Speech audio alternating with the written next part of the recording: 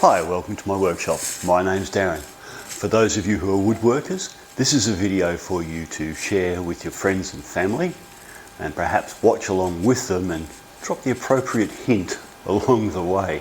For the friends and family, if the woodworker in your life is new to the craft, you're in luck. They're going to need a whole heap of tools and equipment, and you'll have different presents you can buy for years to come.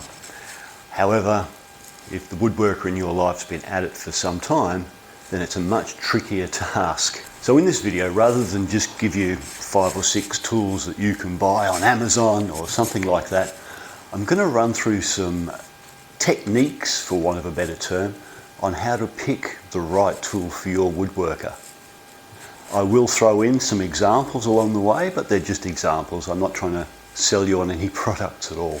Now, first things first, and it's a little bit of an obvious one, know thy woodworker. What do I mean by that? Well, know what sort of woodwork they do. A carpenter does not need the same tools as someone that builds furniture, although there is crossover, and likewise someone that's into wood turning needs different tools. They need a lathe for a start. So yeah, again, different tools for different types of woodworking. If you can, go into their workshop, have a look around, look for things that are worn out. Anything that's worn out is obviously getting used, so it's a good example of the sort of things they do, and it might even be a gift within itself. Perhaps it needs replacing. Of course, there's nothing better than asking questions like, what are you running out of? Or, oh, you've got some great tools here, what are you missing? These sorts of things are great, but the real trick is to get your woodworker talking about woodwork. So ask sort of, how long have you been doing woodwork? What sort of woodwork do you do? What sort of things do you enjoy doing the most? And with any luck, you'll get them chatting anyway, and they'll just pretty much tell you everything you need to know without too much more prompting. But prompting can be good if this isn't the case. Now, I mentioned one of the questions you could ask is, how long have you been doing that specific type of woodwork? And let me give you an example of where that's important. Someone who's just bought their first router is going to need router bits, obviously. Usually you get one straight bit with it, and that's it, and that's if you're lucky. So one of those boxes of cheap, and let's be honest, crappy router bits with all the different profiles in it, for someone who hasn't got any router bits, they're great.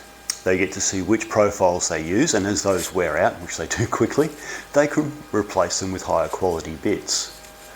But if your woodworker's had a router for some time, chances are they have already had one of those boxes and they've already gone through that process, and now they're buying the kind of bits they really need. Be careful with tools. They can be an expensive mistake. What do I mean by that? Well, take for example a nice hand plane. Something like this could set you back about $300, and I would certainly love it. I do. This is a great plane, but some people don't use planes. So it would be a waste of your money to buy it for the wrong person. Another thing to keep in mind is brand. Some people have brand preferences. I'm a big fan of Festool, for example, and you can see I've also got Bosch and Ryobi here. Some people won't touch certain brands, and you get them that, they're not going to be too happy with it. And of course, with rechargeable tools, batteries are an issue. If you have a look here, that's a Festool battery, and that's a Ryobi battery. They're not at all compatible. You can't stick, they're not interchangeable. So if you buy somebody a brand of tool or a brand of rechargeable tool that's different from what they have, then they've got to go out and buy another battery and a charger, and it just doesn't fit in with their ecosystem. So again, have a look at what they've got, or ask, what have they got? What do they like? One thing to look out for is glass jars with screws in them. Yes, this one's got wax in it. Jars aren't such great storage solutions in somewhere like a workshop, especially on a concrete floor. You drop them and glass goes everywhere.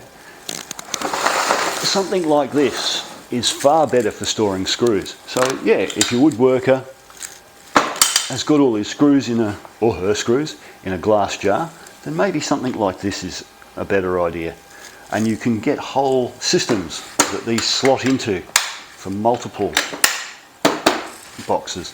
There we go. There's also these sorts which can be mounted on the wall. They have little hooks on the back which go onto a bar, and the whole thing can be hung in place. They can be removed individually. I've got all three of mine joined together at the moment because it makes it easier to pick them up and carry them. But you can unhook them. Let me show you. There we go. And just take what you need. And if you do drop a plastic screw storage container, sure, you've got a lot of screws to pick up, but you can just sweep them up or use a magnet.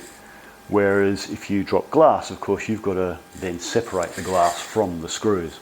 It's easier just to sweep them up and throw them away at that point. Something that woodworkers don't often think of getting for themselves is floor covering. I've got a series of these rubber mats. You can buy them at places like Bunnings and Amazon. I'm sure many other places as well. These two in front of you I've actually stuck to the floor because they stay there permanently. They're great. They can be easily swept, vacuumed. They're comfortable to stand on. They reduce fatigue. And if you drop a tool, it doesn't damage it. They're great. Now you can go the rubber mats like I have, or you can take James Hamilton's advice and get yourself some carpet. He swears by it. Apparently it's pretty easy to vacuum the dust and stuff back out of it. Obviously it would reduce echo very well. So yeah, that's another option.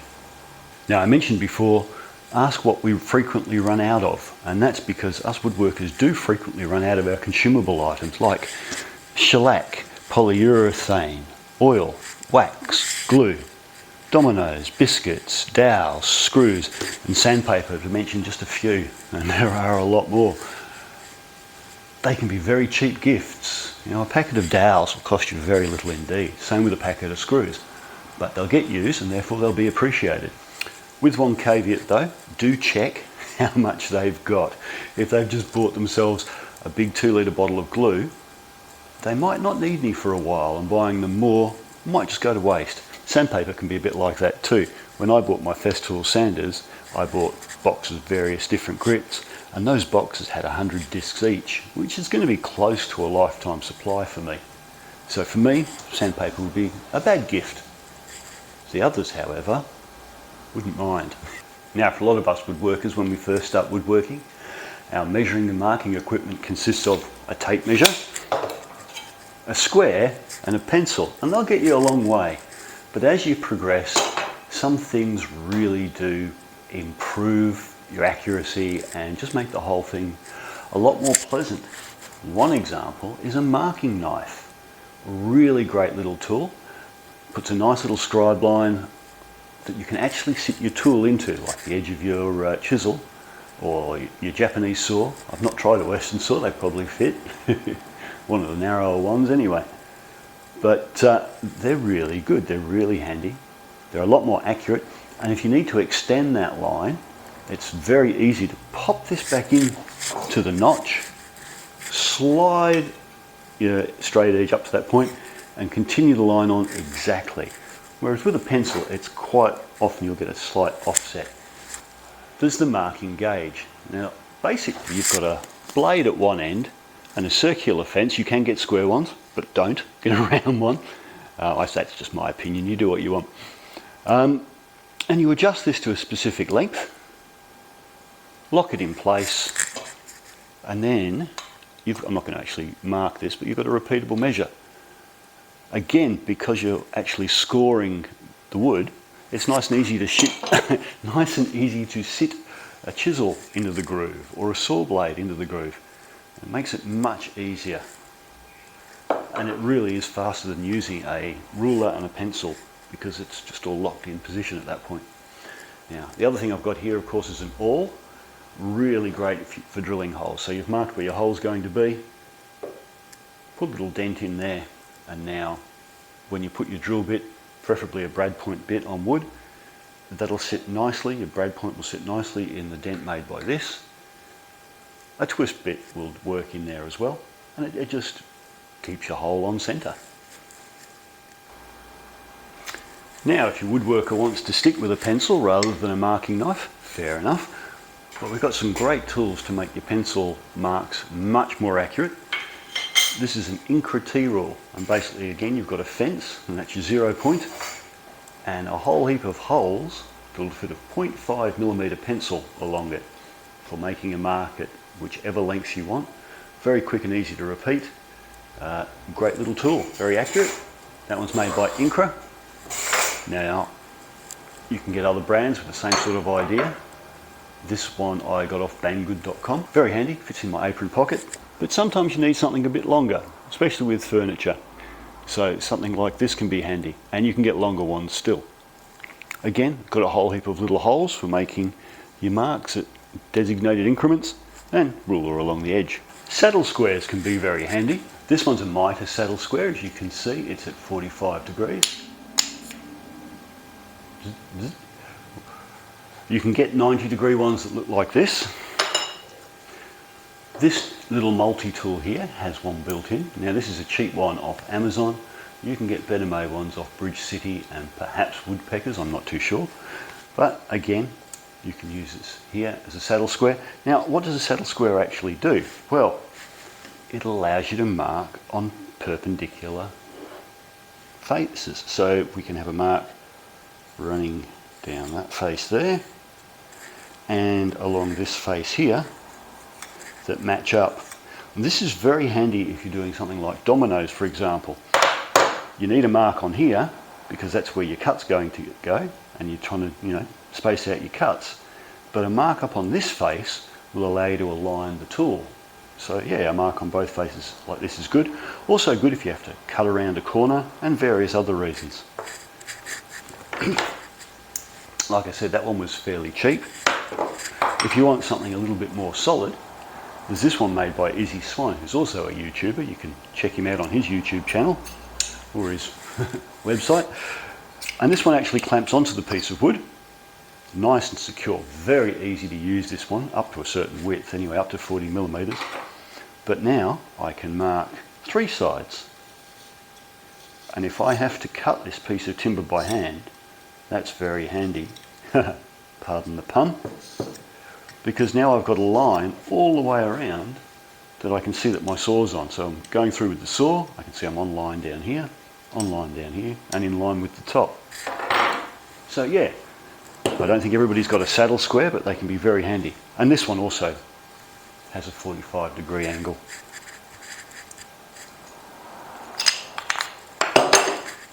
Just coming back to this little multi-tool, like I say, you can get higher quality ones than this. This is fairly lightweight, but they all have the same things. And you've got a saddle square, a couple of different dovetail squares for making dovetails, and a bevel. There's your little bevel, which you can set to any angle for transferring angles to your work.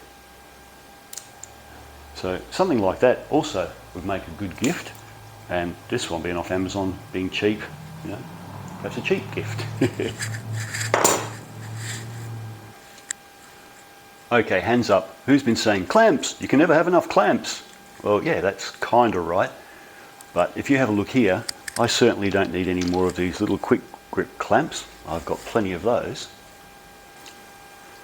But a couple more of these longer Bessie clamps wouldn't go astray for me, you see. So again, know thy woodworker, know what they've got.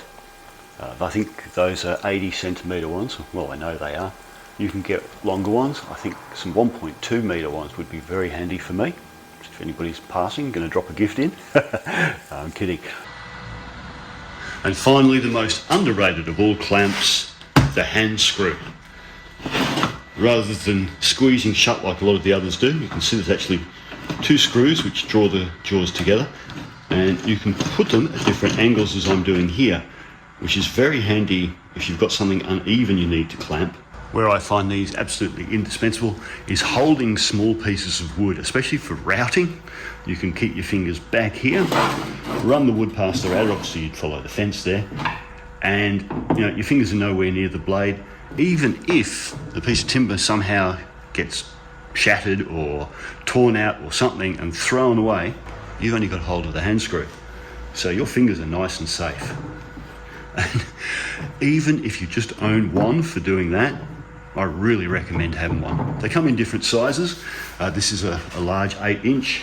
I've also got a 6 and a 4-inch. I personally, for most things, if you want to save a little bit of money, would say you can get by with a 6. A 6 will hold most small pieces of timber. Right, that brings us to the end of another one. My purpose with this video, as I mentioned, was to try and give you an idea of how to work out what to get for your friend, family member, who is a woodworker. Hopefully I've given you an idea here and there. Hopefully I've given you some things to avoid. Hopefully this video has been of some help. Have a great day, and I will catch you in the next one. Bye for now.